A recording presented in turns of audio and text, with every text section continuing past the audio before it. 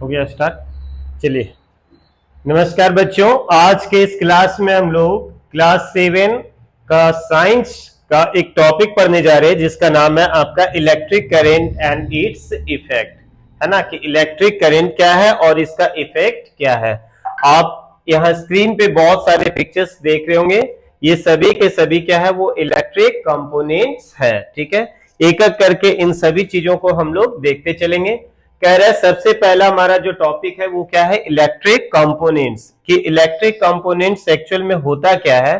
तो electric components are devices, कि कोई भी जो इलेक्ट्रिक कंपोनेंट्स हम किसको कहेंगे कि वो एक प्रकार का क्या है, डिवाइस है जो मैनिपुलेट करता है। मैनिपुलेट मतलब कंट्रोल कर रहा है, रेगुलेट कर रहा है।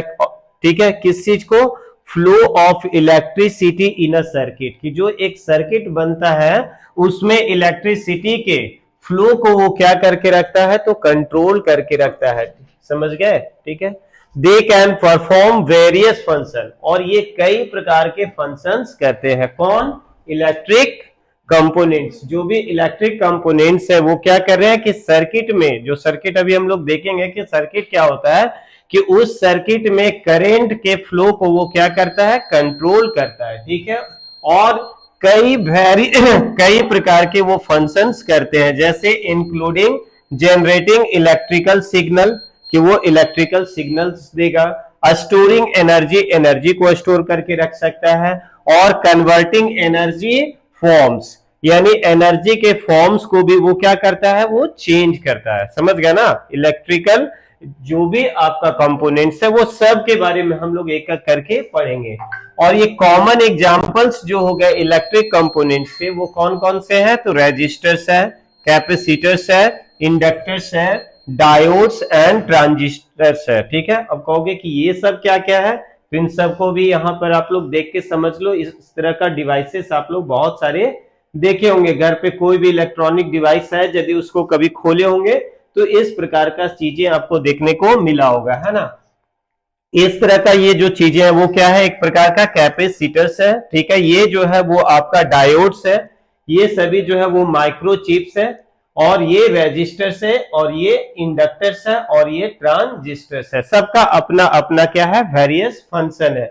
इन सब के बारे में हम लोग एक एक करके आज के इस क्लास में पढ़ते चलेंगे। ठीक है, सबसे पहले हम लोग देखने जा रहे हैं क्या है, कि सर्किट डायग्राम, है ना, कि सर्किट डायग्राम जो है वो किस प्रकार का होगा। और circuit diagram is a simplified conventional pictorial representation of electrical circuit that uses standard symbols for electric components. कि किस प्रकार से हम लोग सर्किट में सेल को, वायर को या स्विच को किस प्रकार से हम लोग कनेक्ट करते हैं, एक जो पार्टिकुलर वे में, है ना, एक स्टैंडर्ड वे में जो हम जिससे कनेक्ट करते हैं, और जिसके बाद वो करंट का फ्लो स्टार्ट होता है, वो क्या कहलाएगा, सर्किट कहलाएगा। ठीक है, उसी को रिप्रेजेंट यदि हम लोग करते हैं तो वो क्या कहलाता है, सर्किट डायग्राम कहलाता है। ठीक है, वही कह रहा है कि अ circuit diagram is a simplified conventional pictorial representation. हम उसको रिप्रेजेंट कर रहे हैं कैसे, पिक्चर के माध्यम से। किस चीज को, एक इलेक्ट्रिकल सर्किट को।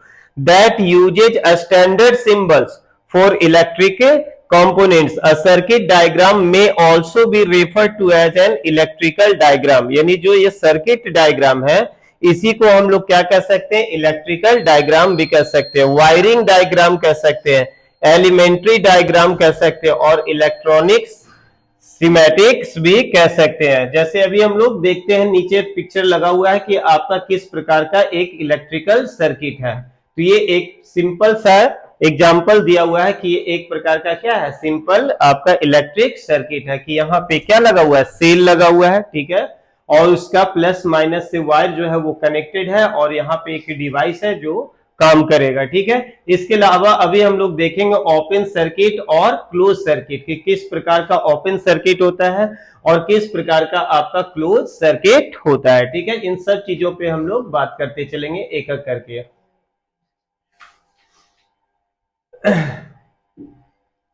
कह रहा है कि एन इलेक्ट्रिकल सर्किट, कि एक इलेक्ट्रिकल सर्किट जो होता है वो क्या है, क्लोज्ड पाथ है, form by interconnection of electrical components, और उसमें क्या होते हैं, इंटरकनेक्शन है किस चीज का, इलेक्ट्रिकल कंपोनेंट्स की जितने भी पार्ट्स जो लगे हैं यही सब जो है वो क्या कहलाएंगे, इलेक्ट्रिकल कंपोनेंट्स कहलाएंगे। चाहे वो वायर हो, चाहे वो सेल हो, चाहे बाकी ये चीजें हो या स्विच हो, सब के सब क्या कहलाएंगे, इलेक्ट्रिकल कंपोनेंट्स कहलाएंगे। Through which electric current flow, जिसके माध्यम से होकर इलेक्ट्रिक करंट जो है वो क्या करती है, फ्लो करती है। थोड़ा बढ़ाओ। बिकॉज जब bulb requires more power than a cell, क्योंकि क्या बतला रहा है कि बल्ब को आवश्यकता है किस चीज की, मोर पावर की, किसकी तुलना में, सेल की तुलना में।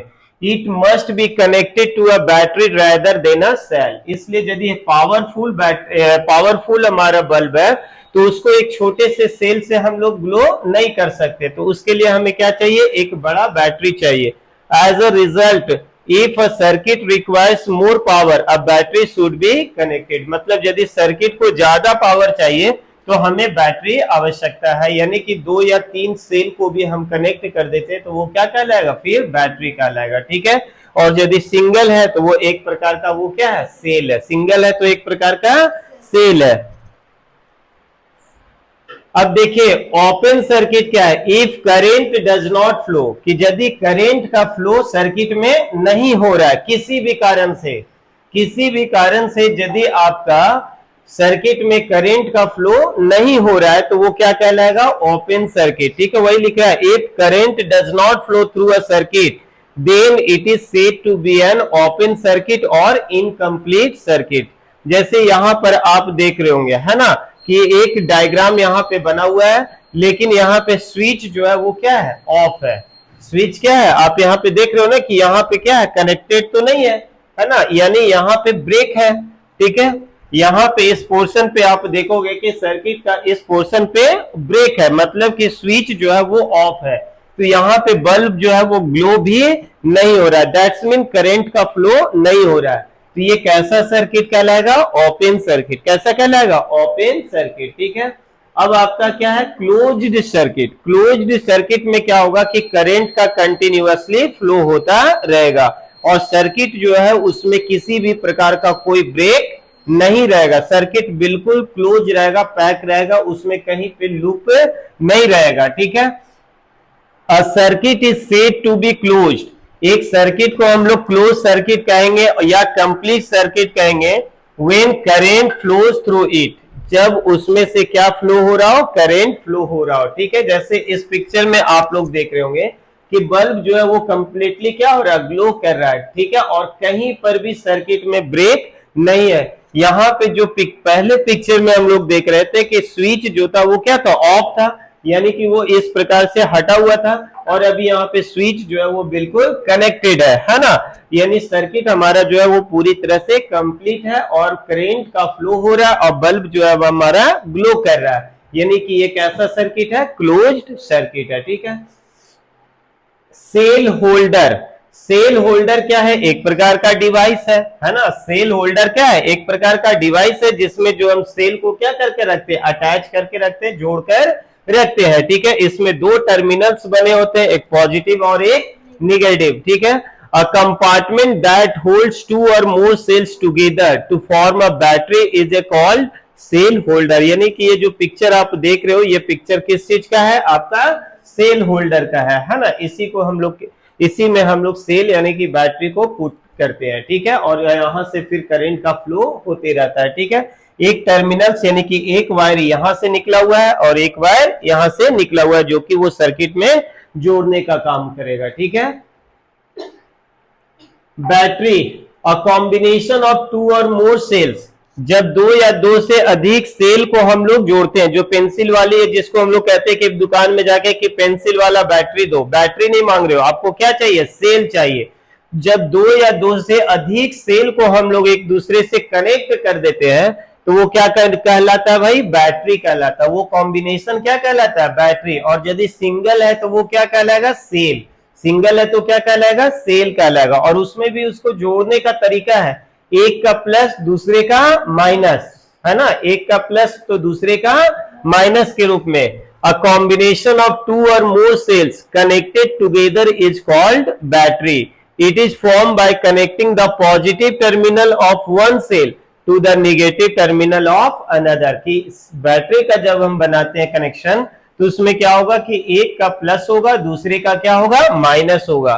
To identify the positive and negative terminals, they are denoted as plus and minus respectively। दोनों में आप सेल में देखोगे तो उसमें मार्क किया हुआ रहता है, किधर प्लस है और किधर माइनस है, ठीक है।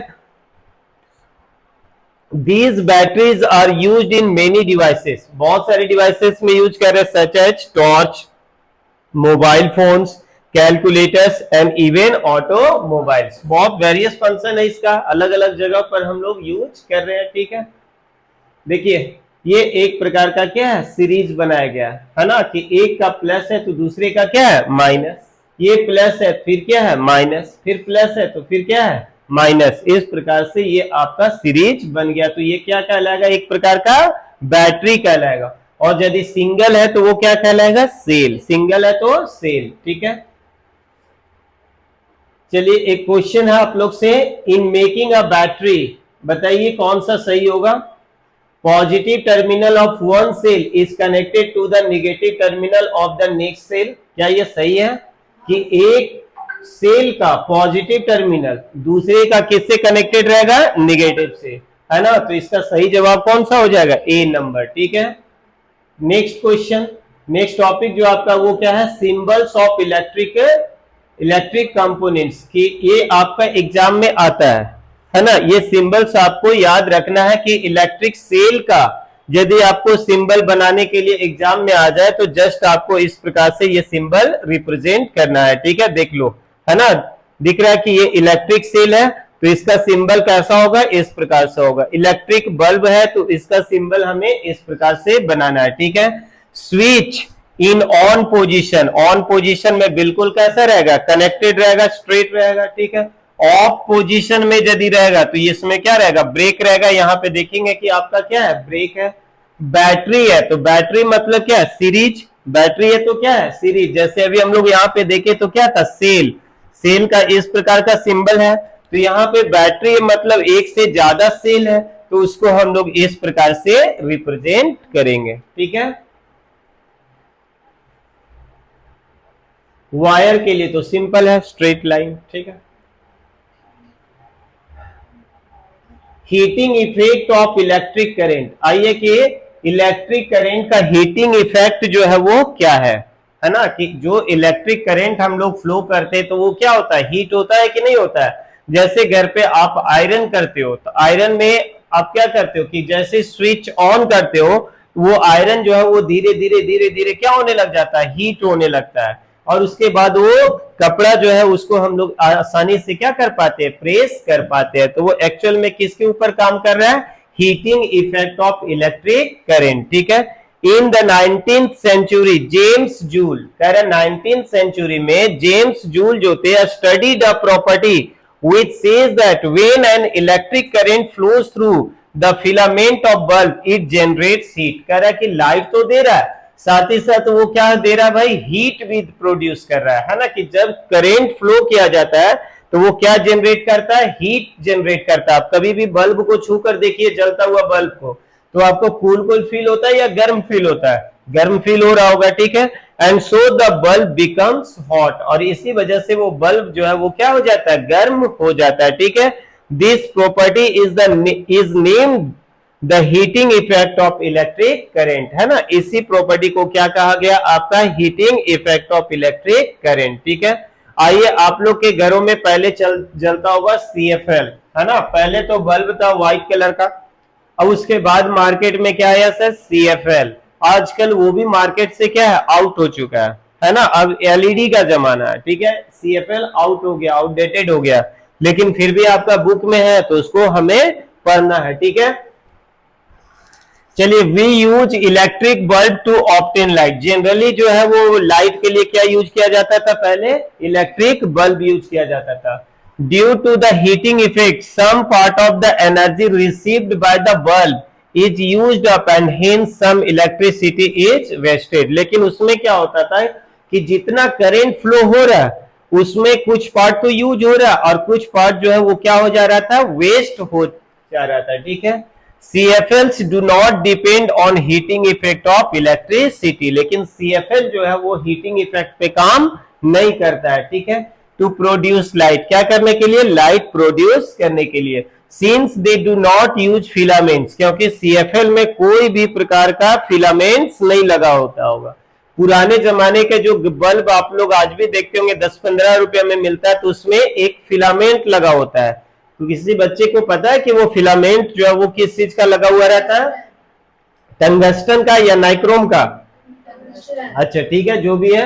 Using CFLs instead of ordinary bulbs minimises the wastage of electricity. कह रहा है कि जब हम CFL का यूज करते हैं किसके जगह पे, ऑर्डिनरी बल्ब के जगह पे, जो व्हाइट वाला बल्ब था उसके जगह पे यदि हम किसका यूज कर रहे हैं, CFL का यूज करते हैं, तो हम लोग क्या कर रहे हैं भाई, minimises the wastage of electricity, मतलब हम बिजली की बर्बादी को क्या कर रहे हैं, रोक रहे हैं। तो आज के जमाना ही क्या है, एनर्जी का कंजर्वेशन करना का है ना जी, एनर्जी को वेस्ट नहीं करना बल्कि एनर्जी को क्या करना है, कंजर्व करना है।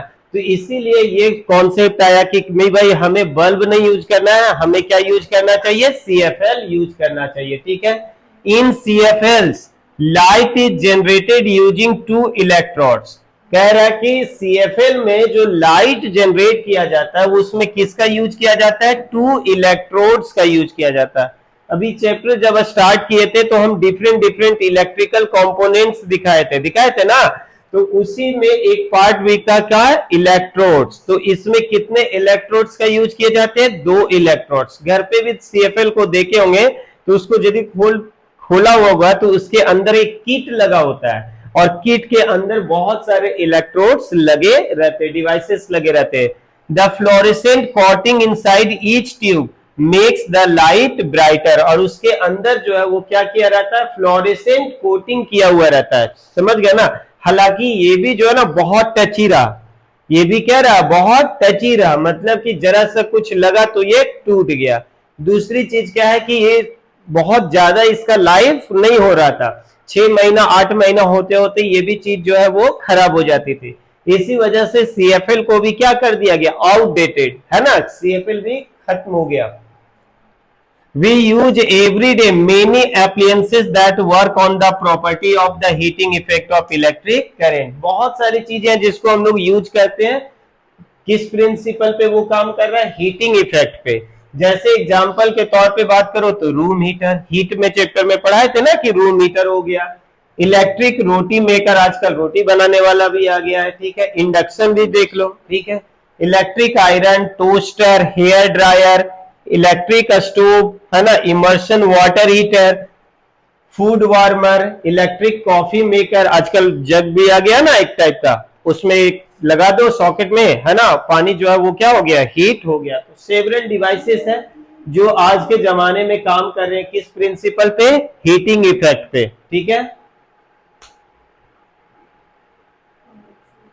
ये आपका क्या है, CFL, है ना, गोल गोल, आजकल आप लोग के घरों में भी नहीं लगा होगा। ठीक है, heating elements, these appliances have coils of wire that produce heat. कह रहा है कि इस तरह के एप्लियंसेस जो भी होते डिवाइसेस उसमें कॉइल्स ऑफ वायर होते, वायर को क्या किया जाता है, कॉइल बनाया जाता है। ठीक है, दैट प्रोड्यूस हीट, उससे हमें क्या मिलती है, हीट मिलता है, which is known as heating elements। उसी को हम लोग क्या कहते हैं, हीटिंग एलिमेंट्स के रूप में जानते हैं। ठीक है, as current flows through these electrical appliances, कि जब इस इलेक्ट्रिकल appliances से करंट फ्लो करता है, the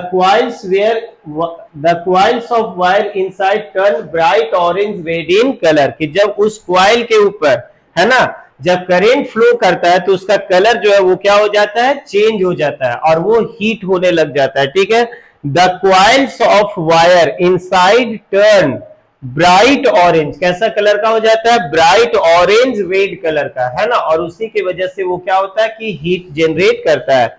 this is because a huge amount of heat is produced, different appliances have different types of heating elements, और जितने भी इलेक्ट्रिकल एप्लियंसेस है सभी में अलग अलग तरह के डिवाइसेस लगे होते हैं। The type of heating elements depend on the function of the appliances, ये डिपेंड करता है कि उसको हम किस रूप में यूज कर रहे हैं। तो आयरन यूज कर रहे हैं तो वहां पे अलग यूज है ना। यदि हम गीजर के रूप में यूज कर रहे हैं तो वहां पर अलग यूज है। तो जहां जैसा यूज है उसके अनुसार उसको सेटअप किया गया है, ठीक है। एक है आपका ISI मार्क, है ना, एनसीईआरटी में बुक में दिया हुआ है ISI मार्क। ये जो है एक प्रकार का वो क्या बतला रहा है कि एक स्टैंडर्ड को बता रहा है ना। ISI जो है वो क्या बतला रहा है, एक स्टैंडर्ड को बता रहा है कि यदि किसी भी सामान आप खरीद रहे हो और उसमें यदि ISI का मार्का लगा हुआ है मतलब कि वो वेरीफाइड है, मतलब उसकी क्वालिटी जो है वो कैसी है, अच्छी है। समझ गया ना। You should purchase only appliances that bear an ISI mark। आपको हमेशा ये चीज का ध्यान रखना चाहिए कि मार्केट से यदि हम कुछ खरीद रहे हैं तो उसमें ISI का मार्कर लगा होना चाहिए। समझ गया ना, मार्क होना चाहिए। उसके कहां पे रहेगा, रैपर्स पे, कार्टून पे, डब्बा पे लगा हुआ रहेगा। तो इसका मतलब क्या है कि वो वेरीफाइड है, मतलब उसकी क्वालिटी जो है वो ठीक ठाक है, ठीक है। इंडियन स्टैंडर्ड्स इंस्टीट्यूट से वो बिल्कुल प्रमाणित है, तब आप खरीदिए, शायद आपका पैसा जो है वो बर्बाद नहीं हो। If an appliance bears the ISI mark, यदि किसी भी एप्लियंस के ऊपर ISI का मार्कर लगा हुआ है, it means that it is safe. कहने का मतलब वो कैसा है, सेफ है। Will not waste electrical energy, और वो इलेक्ट्रिकल एनर्जी को वेस्ट नहीं कर रहा। Moreover it is a mark of quality, मैंने बताया ना कि वो क्या है, एक प्रकार का क्वालिटी को बता रहा है। Which mark is necessary on electric appliances, तो सही क्या हो जाएगा, ISI, ठीक है। Factors affecting the production of heat, कि कौन कौन से वो फैक्टर्स है जो अफेक्ट करते हैं किस चीज को, प्रोडक्शन ऑफ हीट में। The factors that affect the production of heat in a wire through which an electric current is passing or the length and thickness of the wire. ये भी डिपेंड करता है कि आप जो सर्किट में wire use कर रहे हो वो कितना मोटा है और उसकी लेंथ कितनी है, ठीक है। जैसे इसीलिए आपके घर पे कभी भी कहीं पर भी वायरिंग किया जा रहा होगा तो इलेक्ट्रीशियन जो है ना वो देखकर आपके घर में किस प्रकार की आवश्यकता है, उस जगह पे आप कितना लोड दे रहे हो, किस तरह का डिवाइसेस आप चलाओगे, उसके अनुसार आपको सजेस्ट करता होगा कि जब आप वायर मार्केट से खरीदेंगे वो कितना का होगा, 8 का, 10 का, 12 का, 16 का।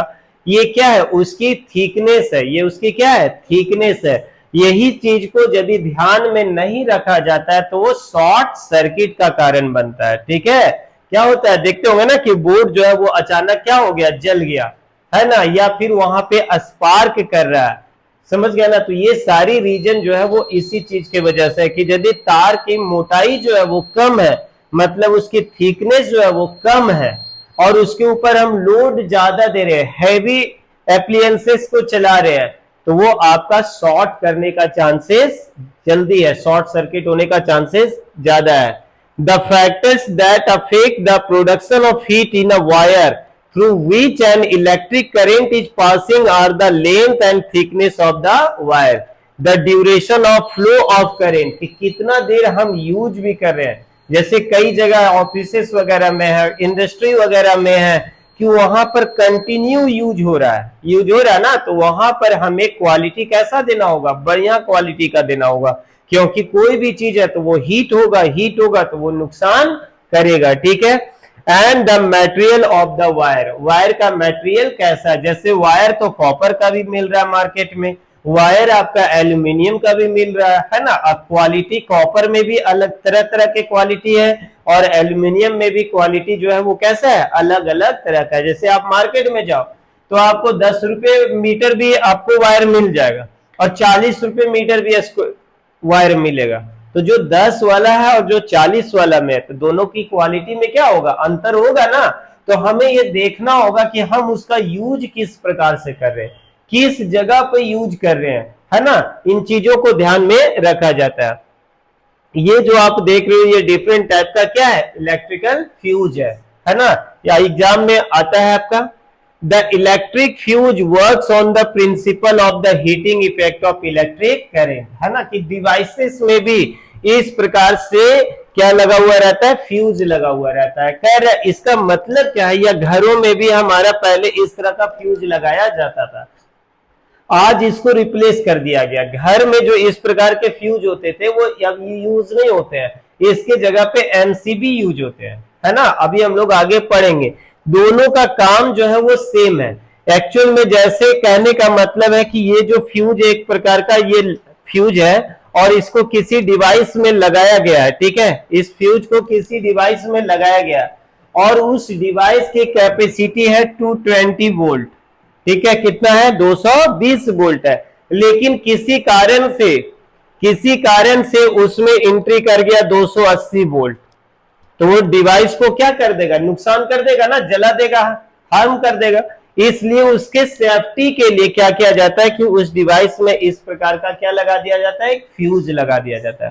तो इसमें होता है क्या है सर कि ये जो अंदर देख रहे हो कि एक वायर है, दिख रहा है, वो जैसे ही एक्सेसिव हीट मिले, करंट मिलेगा, जैसे ही ज्यादा करंट जाएगा, जितना निर्धारित करंट का फ्लो होना है उसमें, उससे ज्यादा जैसे ही जाएगा, इसमें क्या हो जाएगा, ब्रेक हो जाएगा, है ना। ये जो वायर है ना वो क्या हो जाएगा, टूट जाएगा। और जैसे ही वो वायर जो है वो टूट जाएगा, सर्किट जो है वो क्या हो जाएगा, ओपन, यानी कि उस डिवाइस में करंट का फ्लो होना क्या हो जाएगा, बंद, और वो डिवाइस हमारा जो है वो सुरक्षित रह जाएगा, ठीक है। इसी प्रकार से ये पहले घरों में भी लगाया जाता था, मेन मीटर के पास इस प्रकार का फ्यूज लगाया जाता था। इसका भी फंक्शन क्या है सर कि घर में हमारा जो आने का चांस हम लोग यूज करते हैं वो कितना है, 220 यूज करते हैं। लेकिन कभी कभी किसी कारण बस, है ना, 440 आ गया, 440, तो पूरा घर का वायरिंग को ही वो क्या कर देगा, जला देगा, है ना, घर के वायरिंग को ही क्या कर देगा, डिस्ट्रॉय कर देगा। या और भी कभी कभी कहीं कहीं पर हो जाता है, 11,000 का तार जो है वो सट गया, गिर गया उसी के ऊपर, है ना, जो वायर से आपके घर पे करंट आ रही है तो सट गया, तो भाई आंधी तूफान में ऐसी घटनाएं होती है। तो सोचो पूरे घर में 11,000 का करंट फ्लो कर गया तो पूरे घर का वायरिंग शॉर्ट नहीं करेगा, आग लग जाएगी, कितने एप्लियंसेस का क्या हो जाएगा, नुकसान हो जाएगा। इसलिए ऐसे फ्यूज को घरों में क्या किया जाता था, इंस्टॉल किया जाता है, समझ गया ना, इस प्रकार के फ्यूज को इंस्टॉल किया जाता है। जिससे क्या होता है, इसमें भी वही प्रकार का है कि इसमें इसके अंदर जो है वो कॉपर का एक वायर, पतला वायर जोड़ा जाता है, बहुत मोटा नहीं बल्कि एकदम पतला वायर जोड़ा जाता है। जैसे ही 220 वोल्ट से ज्यादा का करंट एंट्री करेगा, वो तार जो है वो फिर से क्या हो जाएगा, टूट जाएगा और घर में करंट का फ्लो जो है वो होना बंद हो जाएगा। तो हमारे घर का जितने भी वायरिंग है या फिर उससे जुड़े हुए जो भी इलेक्ट्रिकल एप्लियंसेस है वो क्या रह जाएंगे, सेफ रह जाएंगे, ठीक है। चलिए, an electric fuse is a safety device, ये एक प्रकार का कैसा डिवाइस है सर, सेफ्टी डिवाइस है, to prevent damage to an electrical circuit. जो क्या करता है, प्रिवेंट करता है, रोकता है, बचाता है, किस चीज को, डैमेज होने से, किस चीज को, इलेक्ट्रिकल सर्किट को। When excessive current flows through it, जब उसमें आवश्यकता से अधिक करंट फ्लो करता है। It is made of a special material, ये एक स्पेशल मटेरियल से बना होता है। As the current increases beyond the limit, अभी हमने समझाया ना कि जैसे ही करंट एक सीमा जितना है उससे ज्यादा करंट का फ्लो हो गया, the wire in the electrical fuse melts and breaks off, तो वो फ्यूज में जो वायर रहता है वो क्या हो जाता है, मेल्ट होकर वो टूट जाता है। और जैसे ही वो टूटेगा वो क्या हो जाएगा, उसका सर्किट ओपन हो जाएगा और करंट का फ्लो होना बंद हो जाएगा।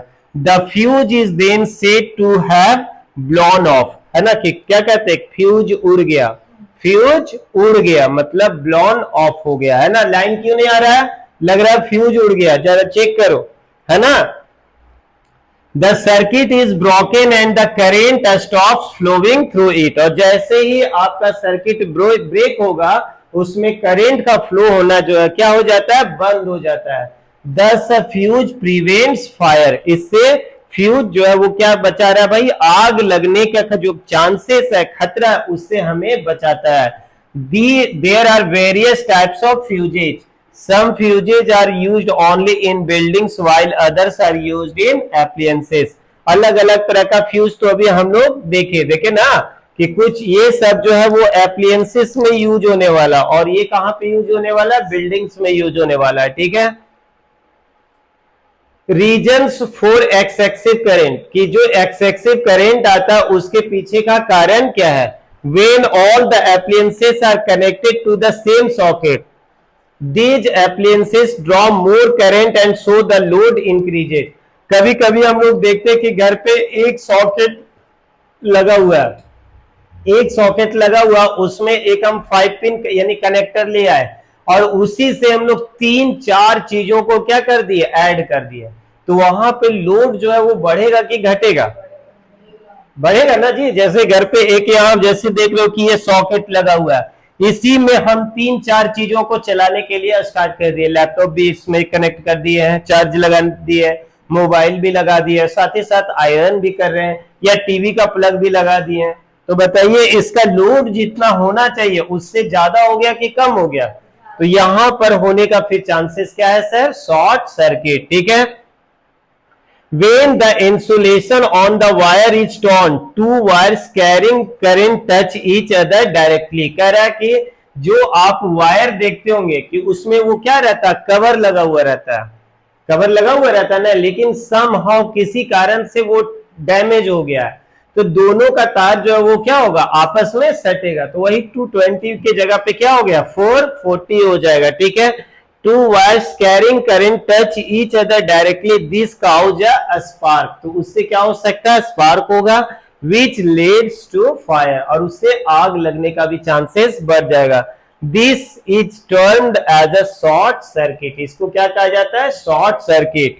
If a fuse is not used, और ऐसे में यदि फ्यूज का यूज नहीं किया गया, then overloading and short circuits results in fire, तो इस वजह से आपके घर में आग लगने का भी चांसेस आ सकती है, ठीक है।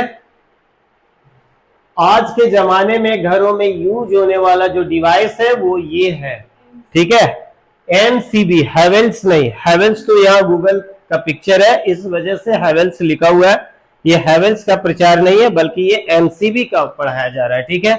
आज के जमाने में ये इलेक्ट्रोमैग्नेटिक थ्योरी पे काम कर रहा है, ठीक है। ये किस चीज पे, इलेक्ट्रोमैग्नेटिक थ्योरी पे।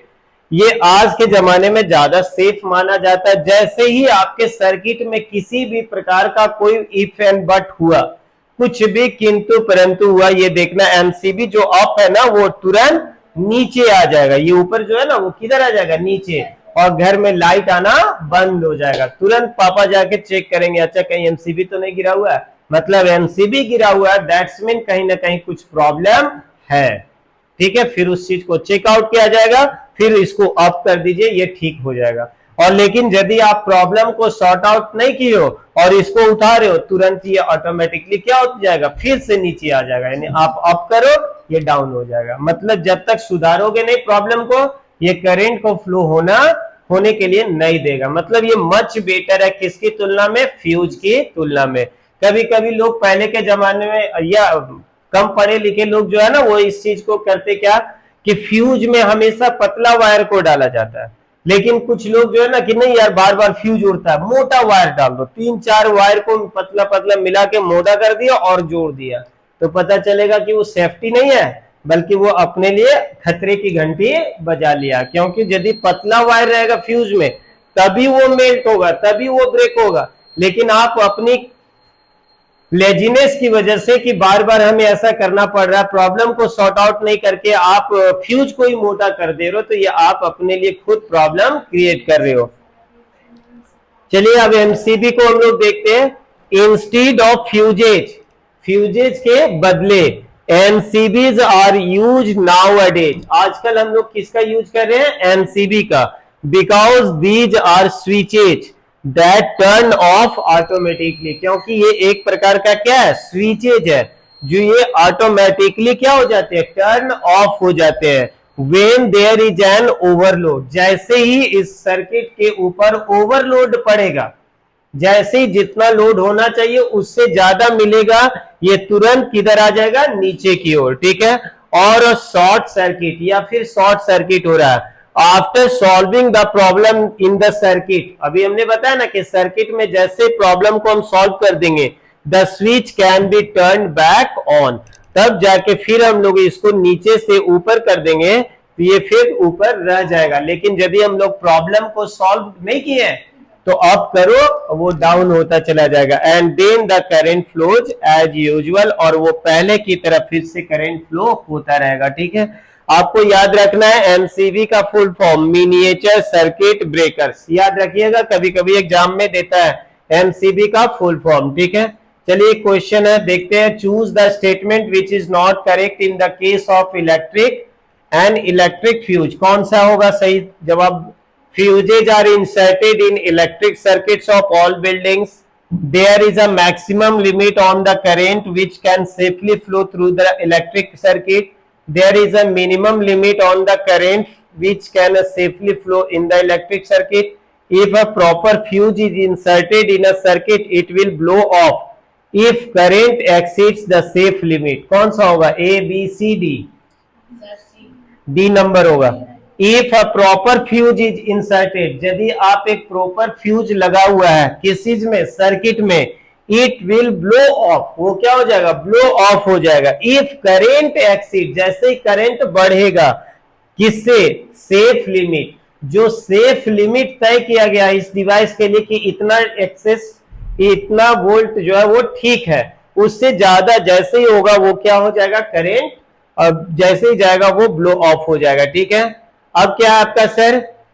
The magnetic effect of electric current. The magnetic effect of electric current जो है वो क्या है सर? जब कभी भी है ना करेंट को हम लोग फ्लो करते हैं, है ना, जब क्वाइल्स बनाकर, है ना, किसी मेटल के ऊपर हम लोग वायर को लपेट देते हैं राउंड राउंड राउंड राउंड, है ना, और उसमें हम लोग करेंट जब फ्लो करते हैं तो वो मेटल जो है वो किसकी तरह काम करता है? मैग्नेट की तरह काम करता है। इसी को क्या कहते हैं?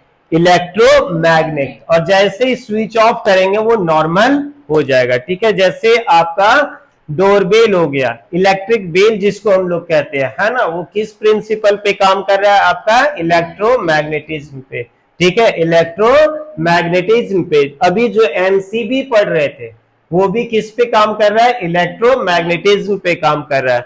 When electric current flows through a wire, कि जब कभी इलेक्ट्रिक करंट फ्लो होता है किससे? वायर से। Would around an iron bar, किसके चारों तरफ? एक लोहे की, है ना, प्योर आयरन होना चाहिए। The bar behaves like a magnet, तो वो बार जो है वो किसकी तरह काम करता है? वो एक मैग्नेट की तरह काम करता है, ठीक है। जैसे कहने का मतलब है कि ये एक आयरन है, आयरन बार है, इसके ऊपर हमने क्या कर दिया? कॉपर के वायर्स को कई बार राउंड में लपेट दिए, और जब इसमें हम करंट को क्या करेंगे? फ्लो करेंगे, तो ये जो है वो किसकी तरह काम करेगा? आयरन की तरह नहीं, बल्कि ये मैग्नेट बन गया। जैसे ही स्विच ऑफ करेंगे फिर से एक नॉर्मल आयरन बन, जैसे करंट ऑन करेंगे फिर से ये क्या हो जाएगा? मैग्नेट की तरह काम करने लगेगा, ठीक है। When electric current flows through a wire wound around an iron bar, the bar behaves like a magnet. This magnet is called an electromagnet. तो इस प्रकार का जो मैग्नेट है वो क्या कहलाता है? इलेक्ट्रोमैग्नेट कहलाता है। An electromagnet is formed due to the magnetic effect of electric current. इसको किस लिए बनाया गया भाई? तो magnetic effect of electric current के लिए। This magnetic effect of electric current was discovered by Hans Christian ऑरस्टेड के द्वारा, ठीक है।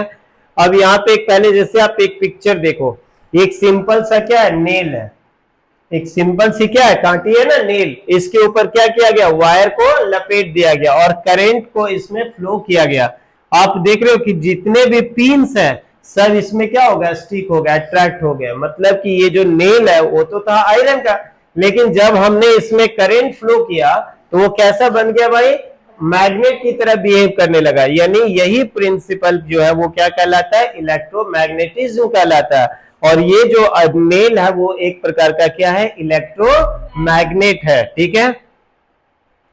Once while preparing for a lecture, he noticed that there was a deflection in the needle of magnetic। ये पढ़ लीजिएगा ना कि कैसे उन लोगों ने उसने बनाया था, ठीक है। और यहां पर आपको बताया गया कि किस प्रकार से ये काम कर रहा है। तो ये सिंपल है कि एक नेल्स लिया गया, उसके ऊपर आप क्या किया गया, कॉपर का वायर को लपेट के उसमें करंट को फ्लो किया गया। वो किसकी तरह काम करने लग गया, एक मैग्नेट की तरह काम करने लगता है, ठीक है। अब ये construction of an electromagnet sir कैसे बनाएंगे, तो आप अभी तो हम समझा रहे थे कि एक कोई भी आयरन का कोई भी एक बार ले लीजिए या कुछ नहीं मिल रहा तो सिंपल सा आप एक इस पिक्चर की तरह नेल्स ले लीजिए। Take a nail and wind or copper wire around it without any overlap as shown in the figure. उसके ऊपर क्या कर दीजिए, वायर को कॉइल करते चलिए, ठीक है। Remove the insulation on the wire at the two ends. Wire के चारों तरफ जो इंसुलेशन है ना, मतलब जो कवर लगा हुआ उस चीज को आप हटा दीजिए। Connect one end of the wire to the battery and other to one terminal of the bulb holder. आप इस तरह से पढ़ के आप आराम से इस चीज से घर पे भी प्रैक्टिकल कर सकते हो, लेकिन वो वाला से मत करना, मेन लाइन से नहीं, सेल से करोगे। किसी से, सेल से, क्योंकि उसमें आपके लिए क्या हो सकता है, खतरा हो सकता है, ठीक है।